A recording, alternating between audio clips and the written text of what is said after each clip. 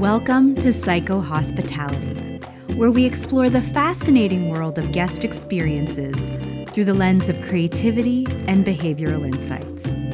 I'm your host, Kim Bagiawa, from The Essential Hotelier, joined by my partner in creative strategy, Mike Dell, and behavioral science expert, George Quicksmith from Quicksmith Consulting.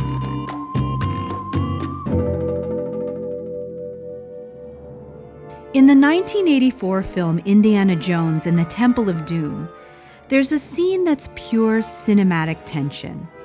Indy's stranded. Behind him, dozens of enemies closing in.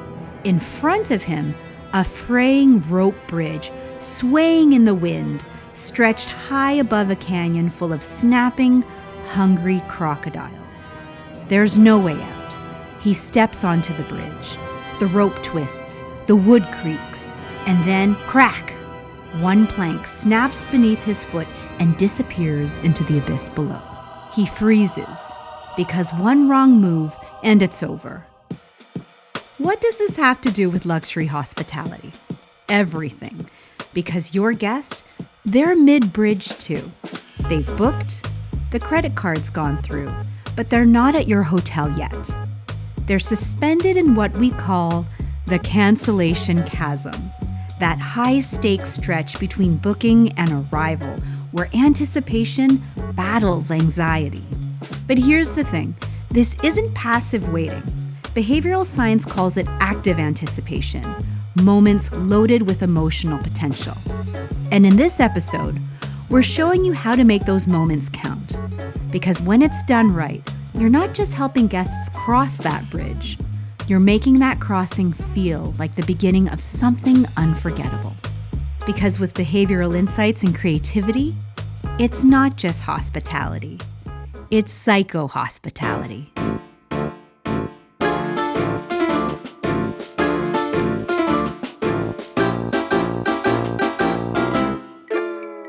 Psycho hospitality. Psycho hospitality. Psycho hospitality.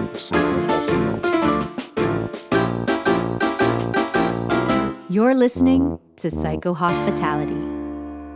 George, Mike, welcome to the podcast. So let's start with the human side of this.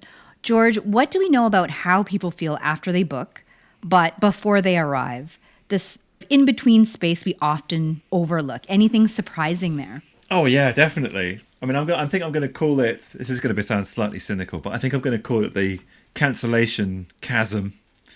Like opens up between that booking moment and the time that people actually arrive, or the end of your booking terms, your cancellation terms, when they actually have to pay 100%. Right, this is the point where we need to make sure that they turn up and they don't cancel along the way.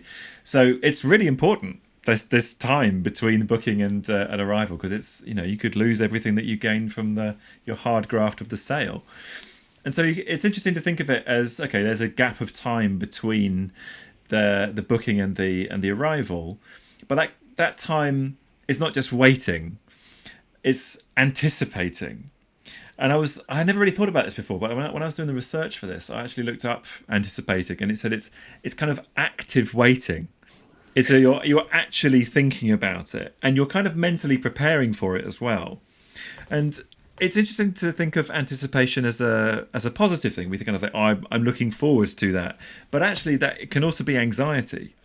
So there's kind of two parts of it.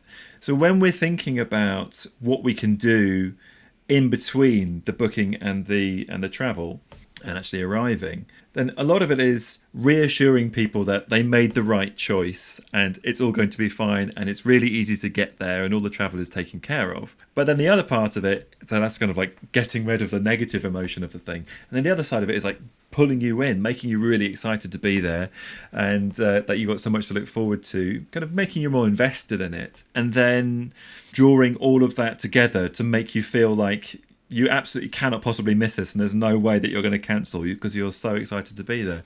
So it's kind of both those things going on at once. And I think we've got lots of tactics that we can talk about to make sure they both happen.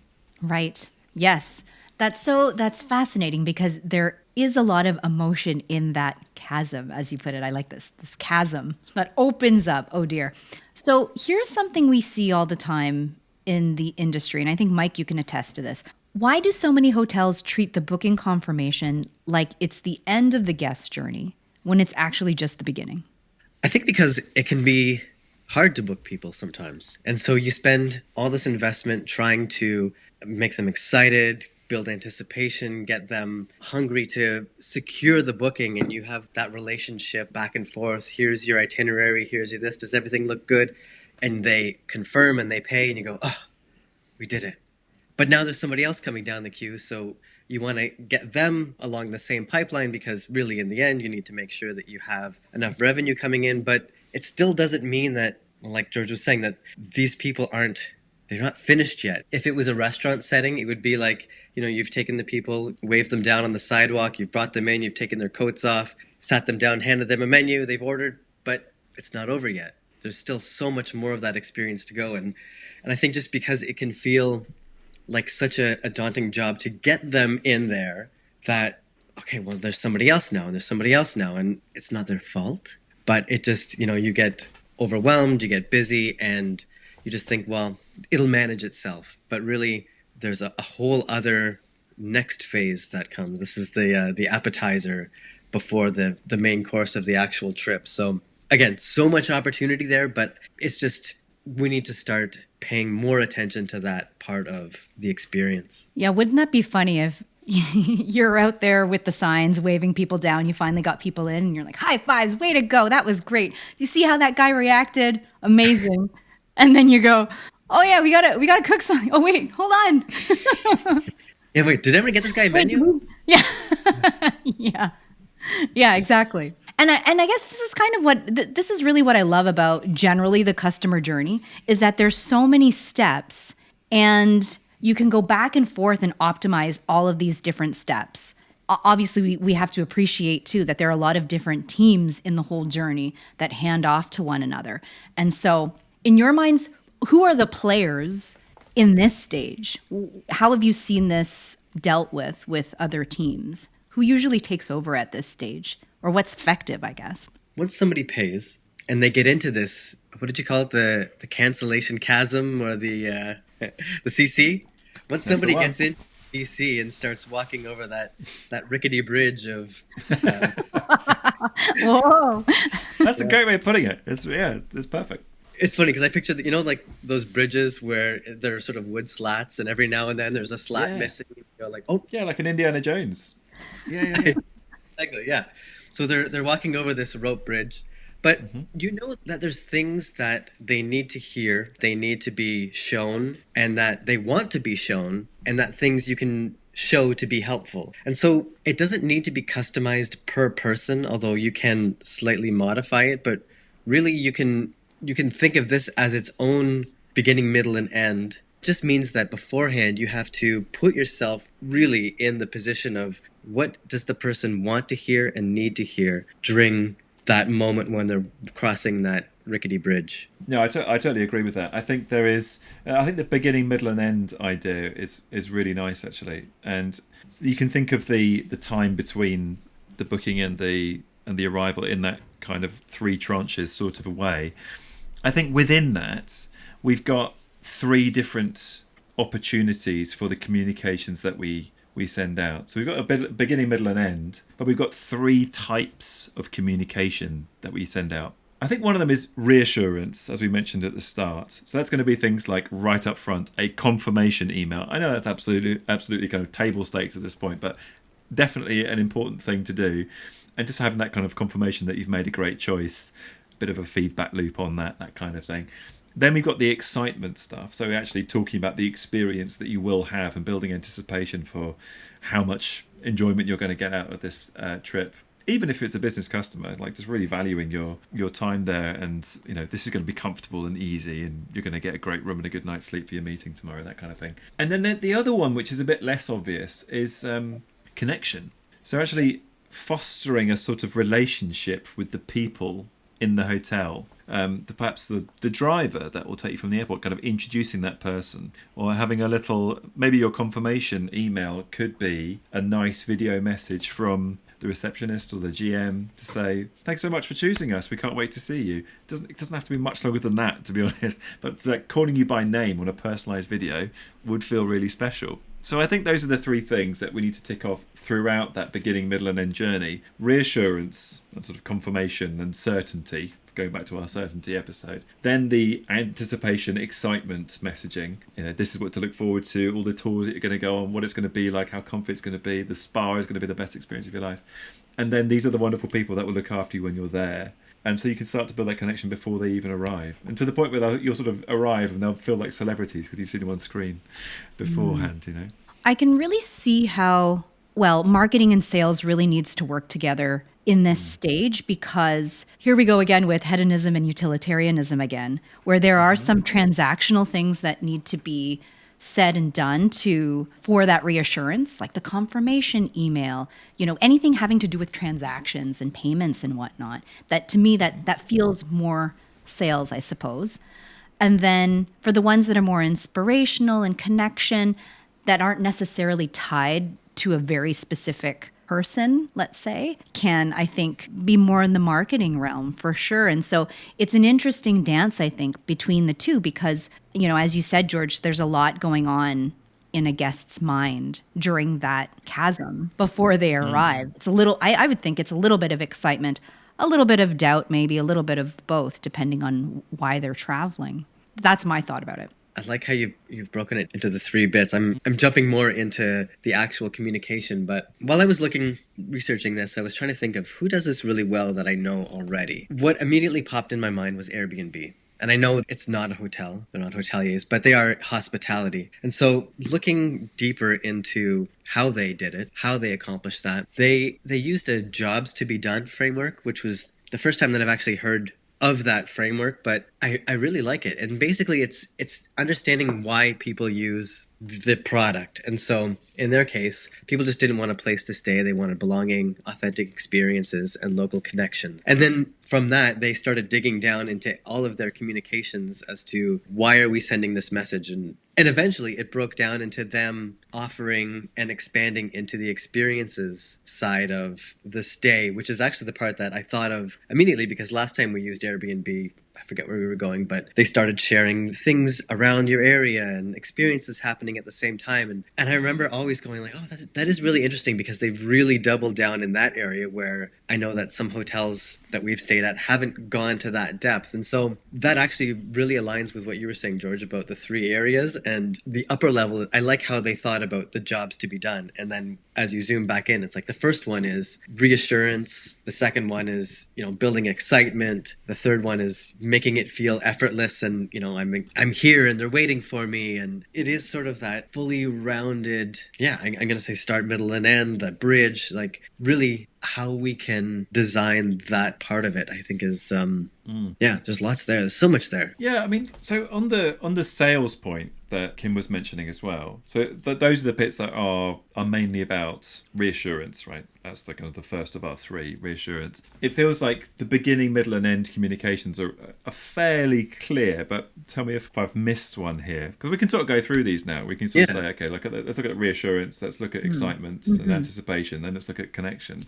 I think at the start of reassurance, you're wanting to give people that kind of immediate feedback loop of, that's all confirmed, that's all in hand, well done you, great choice. Yeah. And you kind of want to feel that kind of confirmation bias of like, you made the good choice and you're very smart for doing this, right? So you just kind of want to feed that as much as possible. It's all gone through and you made a great choice. So I go. I was going to say, and it's almost like you can stop looking. Like you can check that, that mental like, okay, whew. Yeah, because that could have been days that you were doing that, weeks even. Yeah. It's a big holiday, like a honeymoon. You might be doing that for a long time. I think that's the first thing. And then, you don't want to bombard people, but I think at some point in the time between, you might start to ask people about kind of room preferences. And I mean, if to get into the psychology again, getting into the IKEA effect of like you're building your holiday a little bit. So what kind of pillow do you like? Do you have any dietary requirements? What do you want to be waiting for you on arrival? Or what's your check-in time going to be? It's really kind of simple things, but also personalization things at the same time. I think they're quite valuable at that stage. And then probably a few weeks to a month out, then you can start looking at like travel details. Okay, so your flight gets in at this time, so our driver will see that name at this time. Their name is this, they'll be driving this. The journey to the hotel will take about an hour. Those kind of details that you just you really want to have in place before you just get on a plane and you don't know what's going to happen. It makes it so much more relaxing if you have that certainty and you're not kind of pent up with kind of like, how are we going to get there? And do I need to hire a car? And I need to know that. So you're going to need to tell people that well in advance. And in fact, in that immediate feedback loop straight after booking, you might want to say, you don't need to hire a car, we've got you. Like at that point, otherwise they might get straight on to, I don't know, choose your car hire company here to sort that out and waste a bit of cash. So I think those are the things in the reassurance side of things that need to be communicated. Do you think I've missed anything? As far as reassurance? Well, okay, what else would there be? If you need to cancel, or is there some sort of mechanism that should something crazy happen and I have to not go, do one bit that you mentioned in there. But I think that would be kind of all the reassurance check marks, I would say. I have a question about the personalization, and I'm curious what your thoughts are on this. So personalization, I think, is super powerful, but oftentimes maybe the way that I've seen it approached is you ask too much, and as the guest, you start to tune out. It kind of feels like you're taking a test.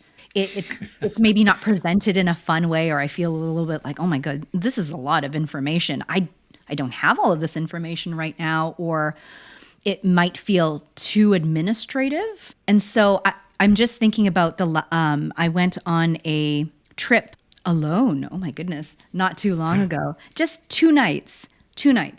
And so I book, and the first email is the confirmation. Great, very administrative.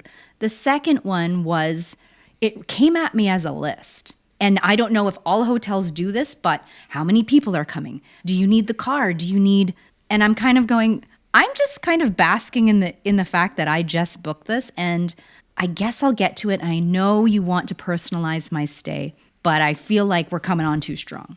So how do you, but I agree, personalization is so important. And so I don't know, Mike George, if you've seen anything out there where someone has handled that elegantly, because how do you gather enough information pre-arrival to personalize the stay without overwhelming somebody and feeling like it's this massive chore? Okay, here's the question though.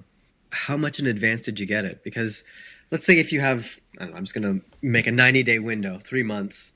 If you get the confirmation email, and so, okay, I've just, had that sigh of relief that I've committed to a place, and then immediately I have to start doing work again.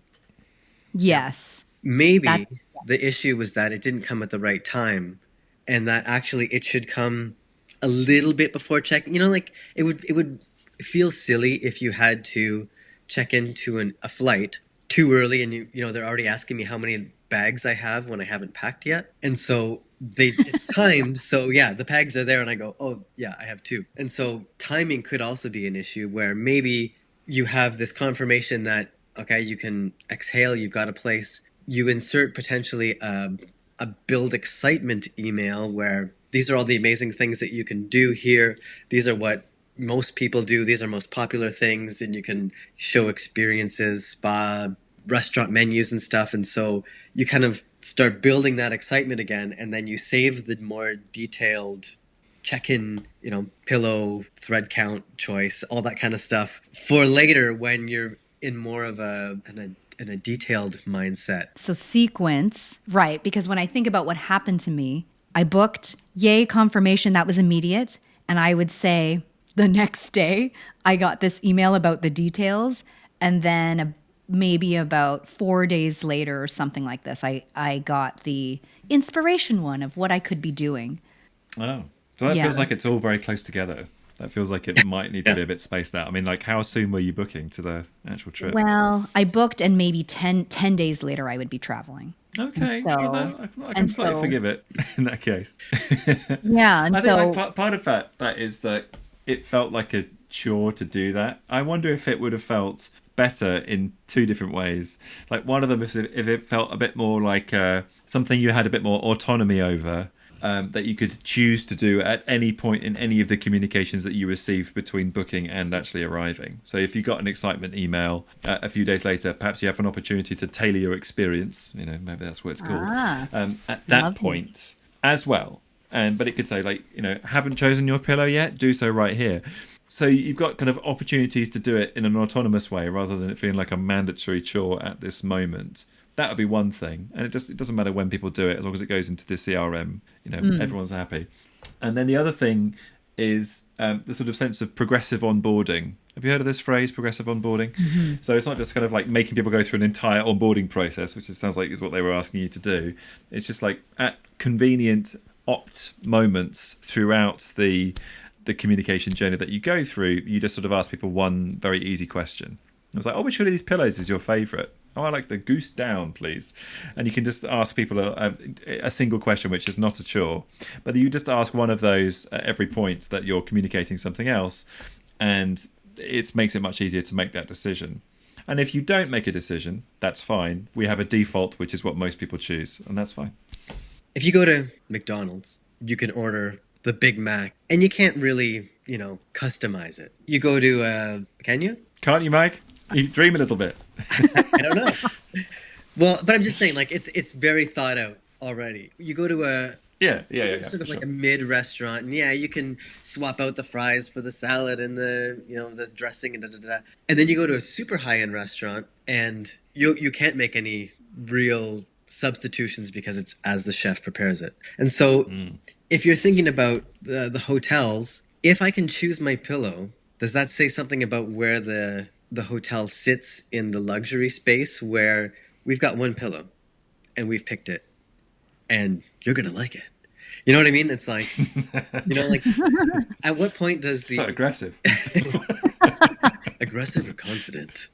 So at what point does the choices, where you restrict the choice, but it also indicates a level of confidence or a level of this is the best, and you don't know, like you wouldn't even know what to pick because this is the most incredible thing that you're going to experience. That's a great point. I think I completely agree. It's a branding point, isn't it? It's what kind of place are you? But there will be something that may need to be personalized, or it doesn't have to be a pillow. I keep pulling on this. No, I'm just pillow idea, but it could be kind of what kind of car do you need from the airport? It could be stuff like that. But I think somewhere personalizing the experience is a good thing.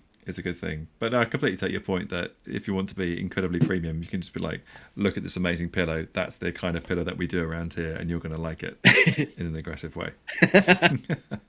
So with personalization, I'm curious, or maybe it's not even about personalization. What's a simple pre-arrival question that could give you big insight into who your guest is and what actually matters to them? Maybe if you're really only supposed to have a limited number of questions, what's one that could really shed some light on who this is and what matters? I think I'm getting some deja vu here. I think we've talked about this before, but let's see if we can say the same thing twice, if I'm right.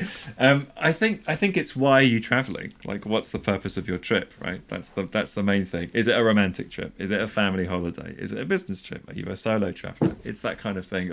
And even within those, it's kind of what kind of trip are you looking to have? Are you looking to have a party? Are you looking to have a retreat? Are you looking to get pampered? Wouldn't that have happened way earlier, though? That should have happened probably before you booked, because we need to know what suite you're looking for. If it's a family suite, honeymoon suite. Yeah, and I guess along with that, can you make assumptions too?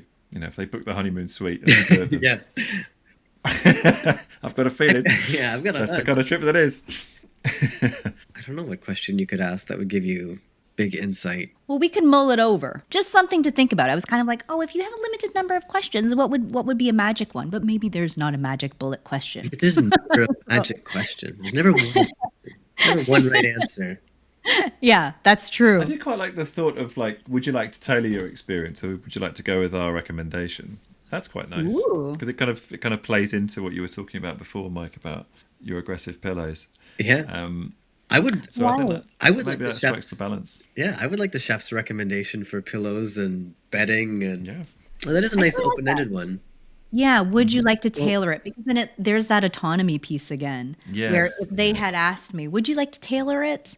I could always come back to that email or whatnot and kind of go, yeah, I actually do. I'm ready to do that. Here we go. Okay, so I bet most people wouldn't. And that's fine.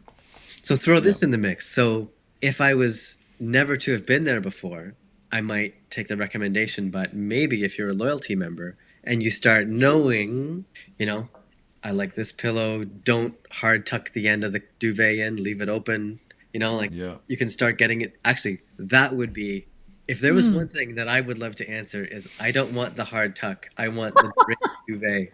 But, potentially, do you offer your loyalty members more customization because they might know? They might know what they like or in your offering.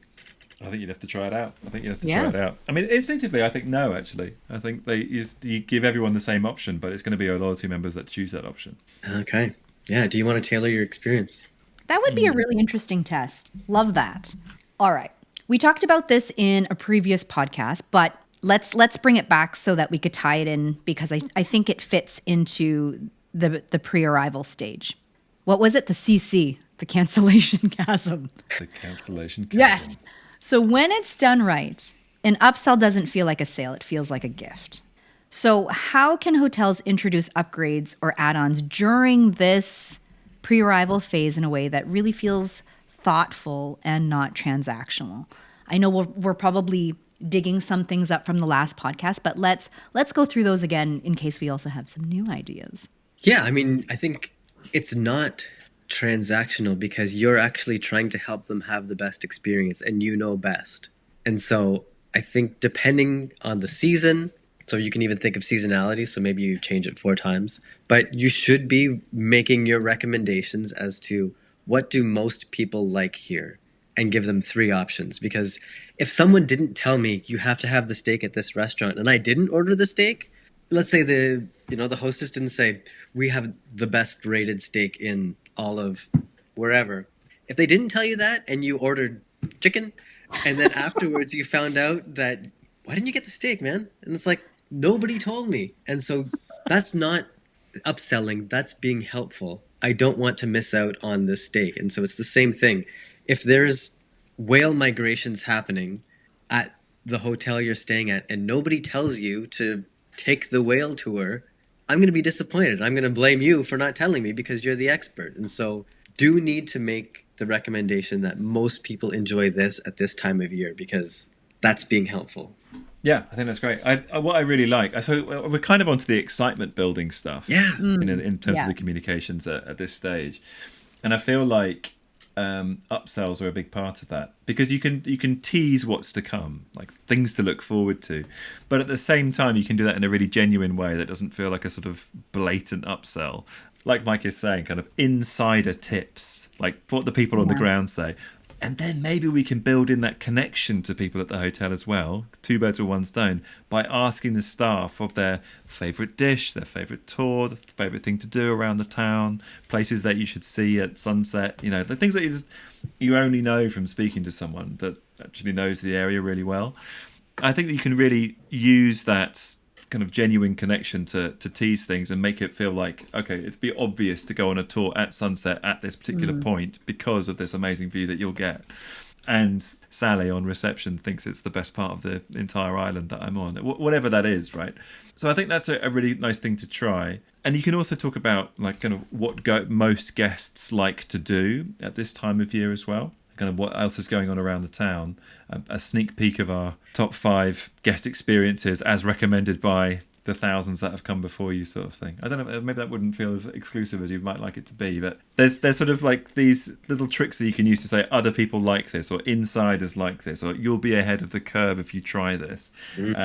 And you're getting exclusive information that nobody else would if they hadn't stayed at this hotel. Again, well done you for choosing this hotel.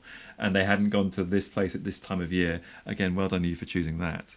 So it's all kind of feeding into your confirmation bias of like, I'm a genius for choosing this place at this time, and stopping you once again from cancelling in that big old chasm between booking and arrival. Yeah. No, that's great. I'm sensing that we're really talking about how this stage can be a really great unboxing moment, I think, for people. Because once you kind of get past the reassurance, sort of the sky's the limit with how you introduce some of these, exciting things that they can do, the connection with the people on the ground and this sort of thing. Lots, I think that you can try there. Okay, so just getting a little bit granular into this. So Do it. and Yes. into my Airbnb research, looking at how they talk about their experiences. So I really love what they've done here. And it's funny because you see a lot of the experience that say, horseback riding, jungle walk, surfing, surf lesson. The way they've done it, and I love how they've written this, and I feel like everyone should take a page from this, is that the way their headlines work, my research here they've identified the pattern. So some examples, they have forest bathe in a park, meditate with horses, sunset kayak with bioluminescence, make tortillas with a Mexican grandma.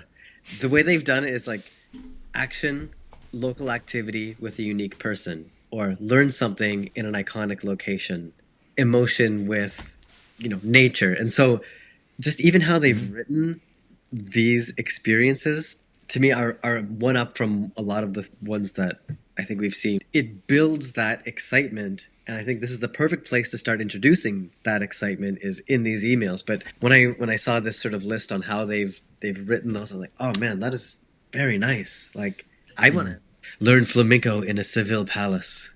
Or do There's I? something really evocative about the concrete language of it, isn't there? Yeah. Yes. And sort of describing the landscape and the horses and the flavors and the textures and those kinds of things that really bring a place to life. It does make it feel much more enticing. I think the other opportunity when you're enticing people like that and sort of making it evocative and building that anticipation is to I just feel like I'm going to slightly ruin it now, but it's like, can you offer time scarcity offers?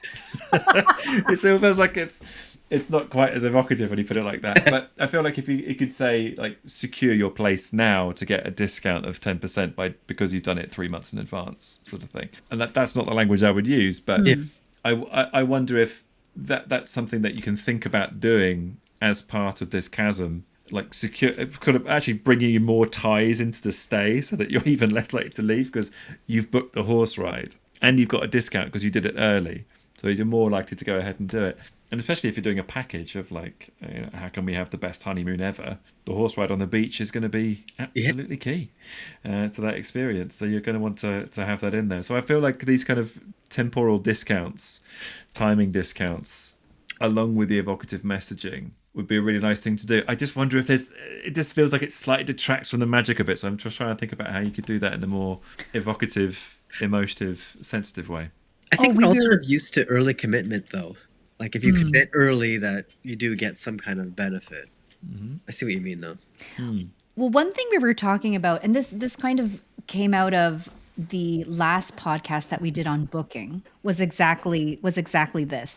So we know that all of these bigger companies and organizations, like say Booking.com or even Airbnb, right? That there's certain tactics that they use or apply certain behavioral insights on websites and whatnot. Totally agree with these. And then remember when we had gone over to Mr. and Mrs. Smith and saw, well, what could be the luxury version of that? We were talking about, oh my goodness, you know what? We should put a chart together for everyone who's listening to say that, here are some options for you on how to talk about scarcity and how to talk about, secure your spot so that you can make the connection between what some of the big people do, the big organizations do. But if you are a luxury property, how does that apply to you, and what sort of the language that you can use that feels a little bit more aligned to how you would like to present yourself? Because these obviously work, and we're trying to be helpful and also have people take action. But I think that there's a way that people can apply it where it just feels like, okay, we're still using the principles, but this one feels like it's more aligned with what we do. That was just my thought that, we need to put something together like this. Like a low, medium, and high version of how to talk about scarcity, how to talk about... Totally. Because I really think that it's those nuances matter especially when you start getting into brand and stuff. That's a great point. I mean, I think when it comes to scarcity, it's nearly always better to say something is in limited supply and limited time, less so limited time, but limited supply more is nearly always better than high demand. So talking about it as this will end if you don't book by, May 2025 or whatever, but this is exclusively for now. Like that kind of language where it's like it's special and it's exclusive and it's going to run out and your discount might run out as well, but you're not quite sure. All of that can make it feel more exclusive and special. rather than demanding and salesy, which is always the nervousness, particularly in a high class joint that you might be running. Yeah. I don't know why I said high class. I just felt like joint was the obvious word after that. So. Yeah, you got to balance those out. Yeah. Yeah. Yeah. So I think it's about limited supply more than high demand. Is the main point I wanted to make. Yeah.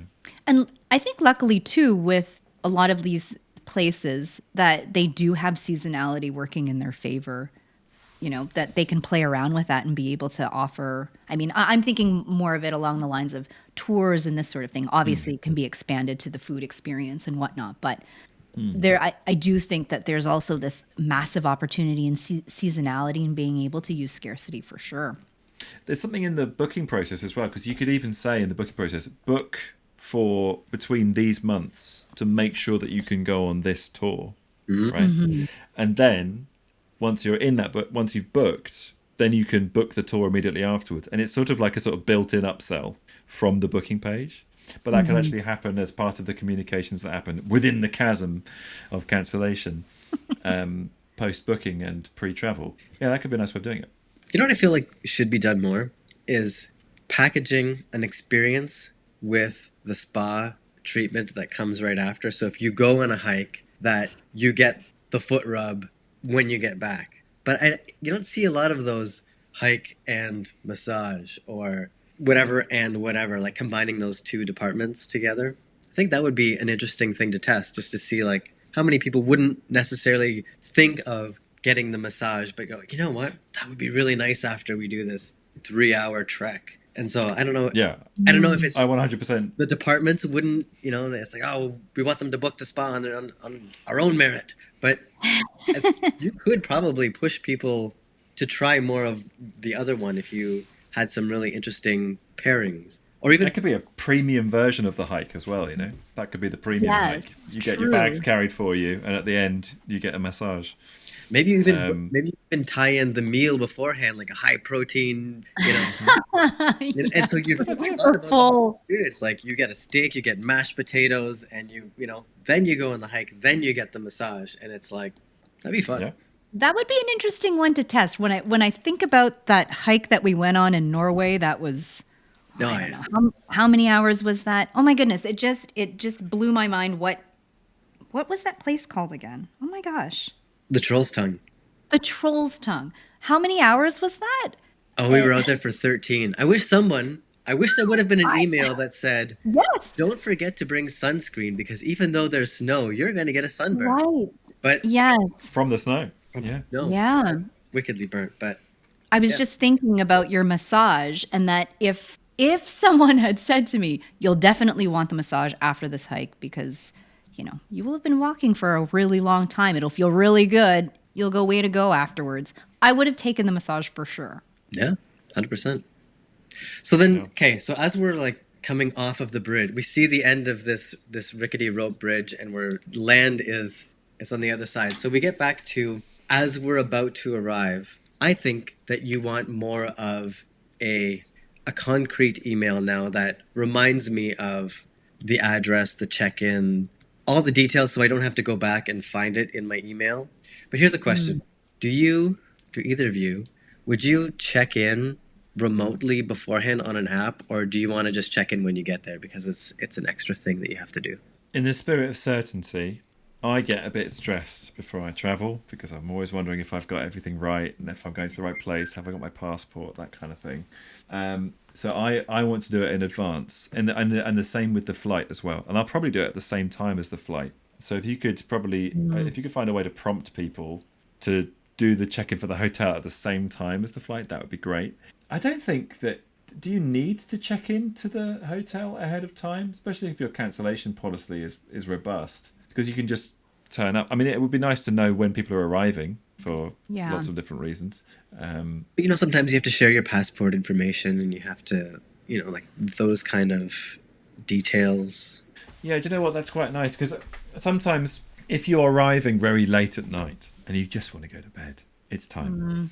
That kind of thing. That would be a great option to give people. Say, it looks like you're going to arrive at around 11 p.m. Would you like to check in now so you don't have to deal with any of this when you arrive? You'll be like, yes, please, thanks for thinking of that. No, you just go ahead and do it right now. So yeah, that'd be a great email to do right up to towards the end of the chasm. And then remember we talked about the our reserve page that you want to make it look as close as you can to other things that people recognize, like a visa form. So The Amazon effect. the Amazon, Yes. yes. So do you try and make your check-in page feel as close as you can to an airline's check-in page because everyone is so used to that? No, Marriott's. Do it like Marriott. Because everyone's more used to that. Okay. Or whatever the biggest brand is in your area, but in most places it's Marriott. Or one of the Marriott brands at least. Yeah, I'd make it as similar to that as you can, so that you feel as legit as possible, and people already know how to use it. The problem that arises with user experiences is that people have a sort of schema, as that's called in the behavioral science world, of what a check-in experience is supposed to look like, and it's built on the biggest brands that you experience all the time. So if you deviate too much from that, it confuses people, and when they get confused or overwhelmed, they just think, I'm not going to bother. And then you cause issues further down the line of the guest experience, which again frustrates the guest. So don't make the guest start the experience with confusion and frustration. It's not really what you're there for, is it, as a hospitality brand? Make it as similar to something that they recognize as possible. Well, I was just going to say, okay, so it seems like what we've talked about is we sort of have this sandwich between our two utilitarian emails with a hedonistic email as our meat inside of the bread, or on either side of this rickety bridge. I like the sandwich. I think there's probably a bit more to it than that. I guess you can sort of tease different things, like, okay, this email is going to focus on culinary experiences in, let's say, Athens, wherever you're going, right? So you can okay, you've got to try the souvlaki from this place. You've got to go try the gyros from this place. It could be lots of advice like that, and then it'll be like you can have it as a sequence. So the next one will be, next time we'll look at cultural experiences that you can check out. Next time we'll look at nightlife. Next time we'll look at whatever, tours that you can do outside of the city, or you can opt out of any of that if you want to at any point along the way. But I think a lot of people would kind of appreciate that. Oh, completely. Or you could just say, put it, if you want all the information up front, download the guide right here, and it'll just be like the big coffee table brochure thing or PDF that you supply. I think that would be quite a nice way to sort of build anticipation without it feeling overwhelming or annoying. And it might mean that people book things progressively as a result. All right. Clean slate moment. If you could redesign the pre-arrival experience from scratch, what's one bold idea most hotels aren't doing yet, but should be, that they should try? I know we've talked about so much. I'm so sorry. Well, I think I'm slightly going back to something personal from the staff. I think that's really nice. And it could be that there's a couple of moments throughout the journey. Like, I think if you did it more than once with your name, I think it might start to feel a little bit creepy. Like they're constantly saying, like, "Hey George, looking forward to it." It's going to get a bit weird after a while. But I think getting a recommendation from each of the staff members would be really nice. It's like, if you do the hike, make sure you get the foot rub afterwards, because you're going to have earned it. That's just something like that. It'd be quite charming, I think. So that the connection, I think, is often overlooked. I know it's not in your hotels from what the stuff that I've seen you do, but I think quite often it is. And I think trying to do that would make people less likely to cancel while building that connection at the same time, to make that feel like a relationship more than a transaction. I was headed in the same direction. There's the things that you can't automate that I think are the real magic. And I was just thinking of what you had said about the either the message from the GM, or things that take a manual effort of, I'm going to send a quick message to these 10 people, but you are building that relationship, and I think you're less likely to cancel. Maybe you even offer accountantly if you do have a question that you do want to ask concierge, that you can have a quick Zoom call or something. But yeah, it is those things that fall outside of your automation that would be quite fun to do. I do think you can do it quite easily, though, because you can just ask all of your staff what their one big recommendation is for trips, and then you could just have their picture and a quote underneath it on the communications, and that would feel quite personal. I think it doesn't have to be a big phone call or Zoom or anything like that. If you do want to have a Zoom, that's a great option to give, though, to build that that connection that you're talking about. But I do think just a little message in a photo would be quite sweet. I wonder if even just having the option that I could Zoom them is enough. Actually, having the email come from someone whose face is on the email, that helps to build a relationship, a reciprocal relationship. There have been studies on this. That is the case. Yep. Oh, Kim, you didn't answer. well, I was thinking about Mao. One of the hotels that we work with, Mao is this naturalist guide he's phenomenal. He's amazing. He's just amazing with people, amazing with children.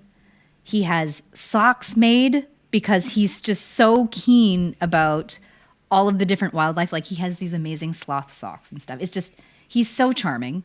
And if I got a message from Mao because I booked during wildlife season and I was going to travel in wildlife season, let's say, there was a video from him telling me how amazing wildlife season is going to be, or even just a quote, doesn't even have to be a video, whatever it is, that it would just be unreal to finally go there and then meet Mao and kind of go, oh yes, I know who you are. Like there's that familiarity, and to kind of go, okay, I'm familiar with this place. Here is my guide. He's going to show me everything that I need to know.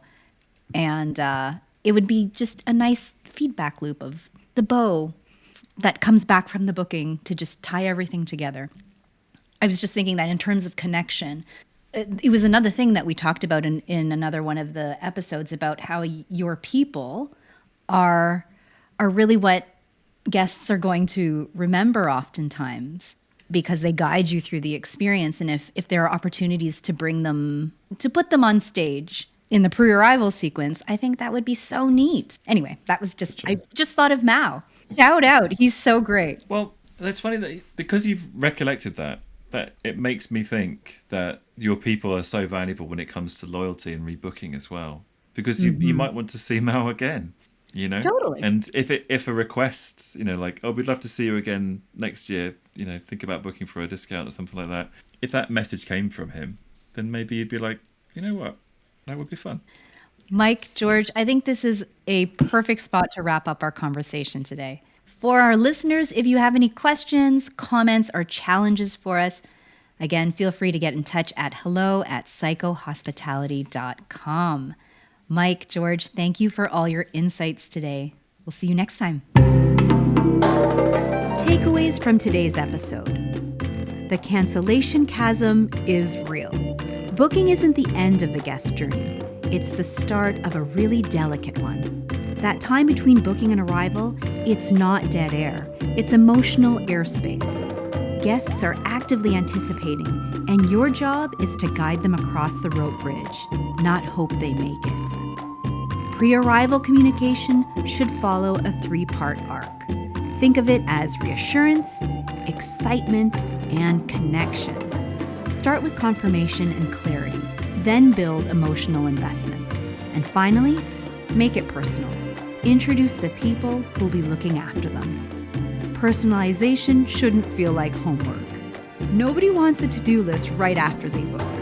If you're asking guests to customize their stay, time it right. And ask one thing at a time. That's the magic of progressive onboarding. Not a quiz, just small, well-timed moments of choice. Upselling? Frame it like insider advice. If you don't tell them about the steak and they miss it, they'll blame you. Guests don't want to be sold to. They want to feel in the know. So offer add-ons like you're a local sharing secrets. That's what turns a pitch into a perk. Your team is the bridge. Use them. A quote from your naturalist guide, a photo of the GM, that's connection. Pre-arrival is your chance to turn staff into story. Let guests meet the people behind the magic before they arrive. And suddenly, this isn't a transaction, it's a relationship. In short, the time between booking and arrival is a moment of high emotional leverage. Use it to reassure, excite, and connect. And you'll not only reduce cancellations, you'll set the tone for something unforgettable.